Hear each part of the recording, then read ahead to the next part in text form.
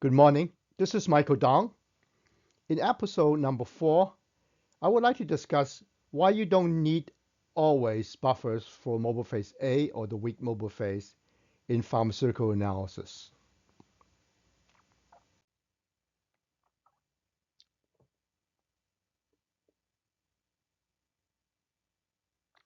I'd like to point out that most small molecule drugs are weak bases and are analyzed with acidified mobile phase under reverse phase chromatography conditions. Also good to know that basic analytes are protonated under acidic pH condition and have ionic interaction with residual silanol groups, which are acidic, resulting in peak tailings. Using a buffer, the ion from these high ionic strength buffer, which might contain phosphate, formate, and ammonia, can actually compete and shield this residual silanol activity and therefore produce sharper peaks by reducing interaction and peak tailing. However, it is my contention that buffers may be overused and perhaps are only needed in very complex separations.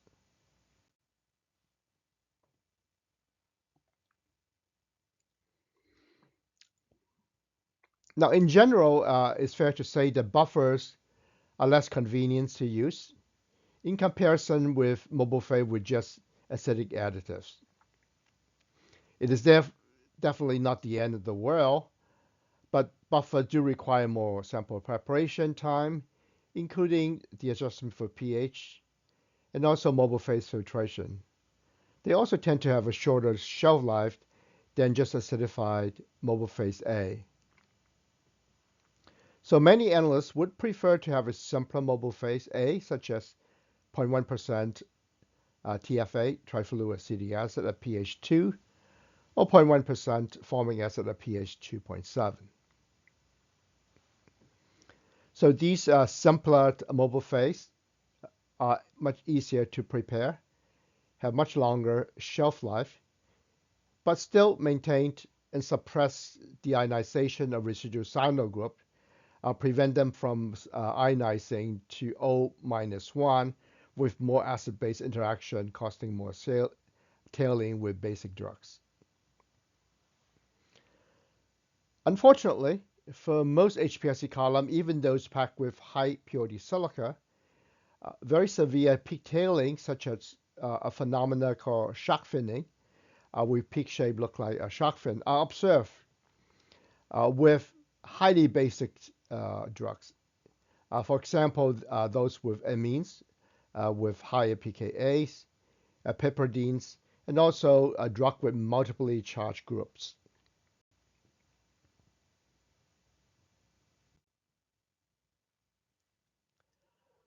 Here's a case study showing the phenomena.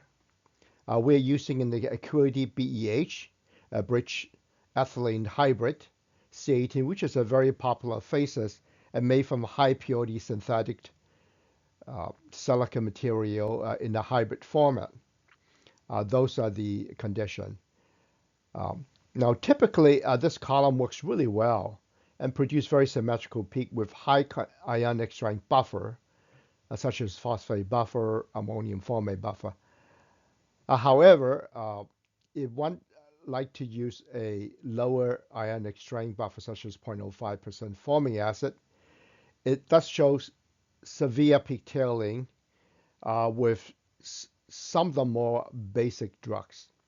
Now, in this application, in which we use a generic reverse phase method for pharmaceutical analysis, a 2-minute analysis with 12 NCE or new chemical entity, we found out that with buffer, it works really well for this column. However, with these low ionic strength simple formic acid mobile phase, for the peaks have severe tailing to the extent that it's almost like a shark fin. So using this BEHC18 shows shark fin peak shape for the more basic NCEs with 0.05% formic acid. These are the conditions. What is BEHC? what is BEH? Uh, Forget about the plus, it's not a surface hybrid. 1.7 micron using these under these conditions. Here is the reference published in 2016 for this application.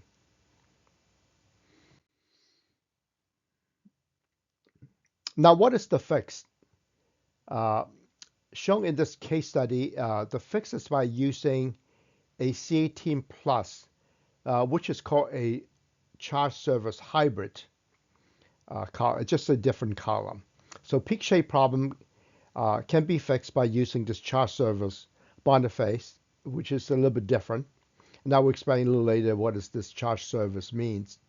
So shown here on BEH, in this gradient, 2-minute gradient, you have 4 very severely tailing peaks. But just switching to this Cortex C18 plus with this charge surface hybrid with a slightly positive charge bonded to the bonded faces, one can see that all the 4 peaks now have almost symmetrical shape, indicating that there's almost a zero silanophilic activity. You can see that the retention time actually shifted forward for this very basic peak, and peak shape is almost symmetrical.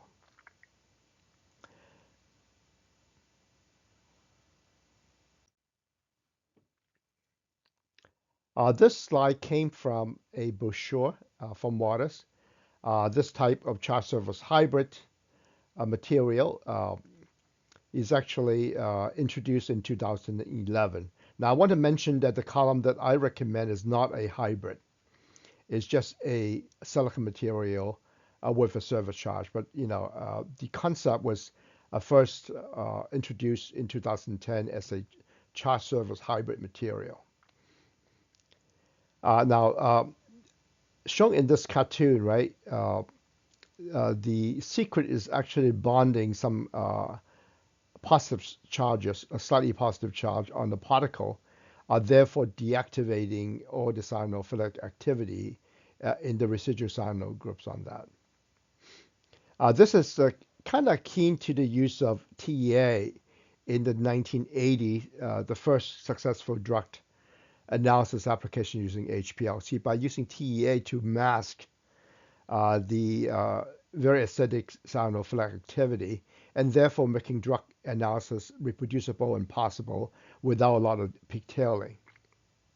Except in this cases, the solution is much more elegant, where the positive charge were actually permanently bonded to these stationary phase.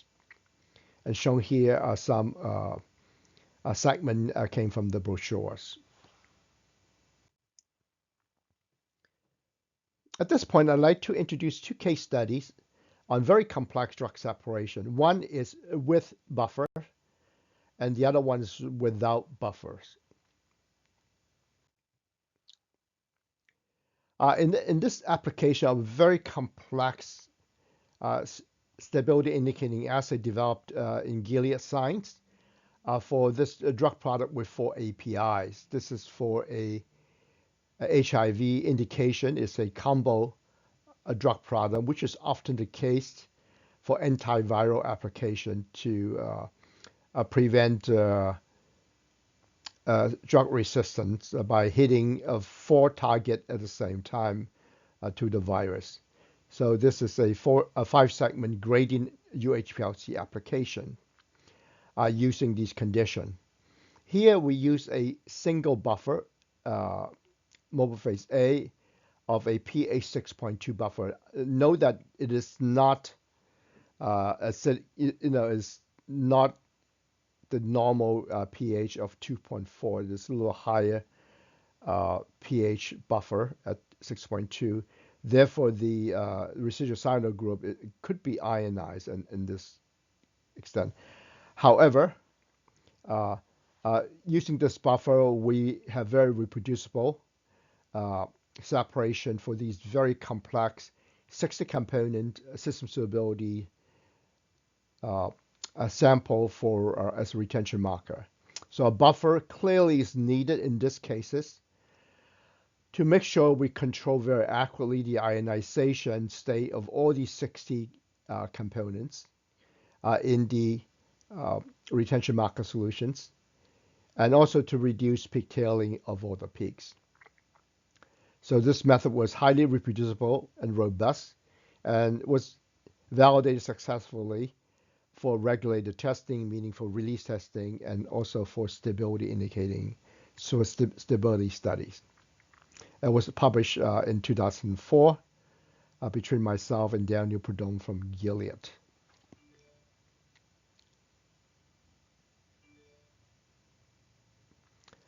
So the conclusion is buffers are definitely needed to keep pH constant for these very complex analysis with drug product analysis with multiple APIs. Now here's one application where a buffer is not used, but the trick is to use a charge service hybrid. So in a similar application, except as a simpler retention marker solution, this application came from Brian Yang, Bristol Myers Squibb, also for an HIV drug product, except with only 2 APIs. And one can see that in this case, the mobile phase A is a simple 0.1% TFA. It's not a buffer. However, peak shapes are great, and the retention is reproducible by using a charge service hybrid with a bond phase of phenyl-hexyl bond phase. Shown here are the molecules showing very complex and highly basic groups with these 2 APIs. So in this simpler separation, a simpler mobile phase of 0.1% TFA at pH 2 is sufficient for robust separation by using a charge service hybrid column with all the peak shapes being quite symmetrical. Here's my proscripts. I'd like to say a word on phosphate buffer, which is a highly popular buffer, particularly used at very high ionic concentrations, such as 50 millimolar. The good thing about phosphate buffer, the reason why it's so popular, is that it have a very wide pH range because the phosphoric acid has 3 pKa's at 2, 7, and 12, and also have almost total UV transparency down to 190. However, one fatal problem with phosphate buffer is that it is not mass spec compatible. So in my own personal cases, I tend to prefer mass spec compatible buffer when I use buffer, which is quite frequent, such as ammonium formate at pH 3.7, or ammonium bicarbonate buffer at either 7 or 10 high pH mobile phases using very specialized high pH compatible column. And all these in general early phase method where mass spec compatibility is paramount. So my conclusion is that buffers are needed if one requires very careful and absolute pH control for complex separation, particularly stability indicating regulated testing method. First is to control the ionization state of all the component, and second is to reduce the peak tailings of very basic analytes on most columns. Nevertheless, a simplified acidified mobile phase is slightly sufficient and much simpler to execute and transfer with more robustness for most other applications which are not as complex, particularly if one pair it with a charge service or other low silanophilic activity phases.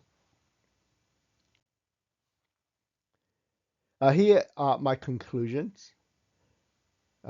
I say that most HPLC column packed with bonded phases synthesized from high purity silica typically works really well in pharmaceutical analysis with high concentration buffer, high ionic strength buffer. However, not work really well for low ionic strength mobile phase A, such as 0.1% TFA or 0.1% formic acid or acetic acid. For some of these highly basic analytes, such as some of the drugs I mentioned prior. However, if one picked a different column, such as using a charged surface bonifaces, it turned out to be one very elegant solution. And also there are other alternatives which I would mention in the next video. So next video, we explore the best column for simplified pharmaceutical analysis or just for general HPLC. Here are my references. I'd like to quote the book, chapter 1, 2, 6, and 7.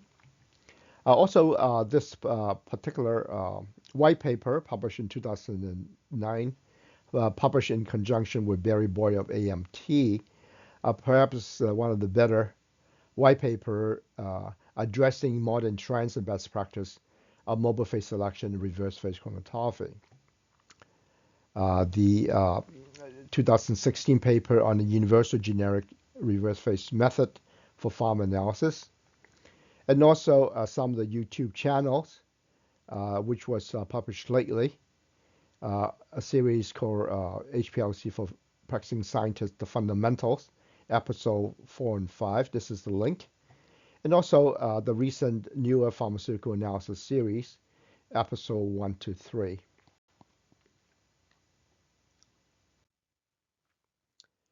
So here's the end of episode 4, in which I discuss why you don't always need buffers in pharmaceutical analysis. Now, you can always use buffer. You can always do more. You can work later and at night to do things. You can use buffer. You can filter it. But a simpler mobile phase might be an easier method to execute and more practical, particularly under the QC environment. So my final conclusion is easy is generally a better way for a robust method executed by various contract lab and different degree of expertise in HPLC lab analysts.